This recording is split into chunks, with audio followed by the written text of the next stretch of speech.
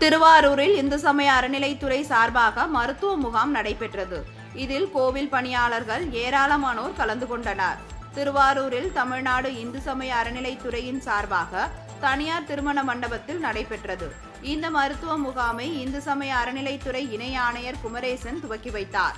இந்த மருத்துவ முகாமில் கோவில்களில் பணிபுரியும் ஊழியர்களுக்கு இலவசமாக முழு உடல் பரிசோதனை செய்யப்பட்டது.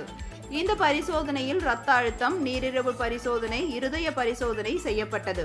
தஞ்சாவூர் மீனாட்சி மருத்துவமனை மருத்துவர்கள் உடல் பரிசோதனை செய்து மருந்துகள் வழங்கினார்.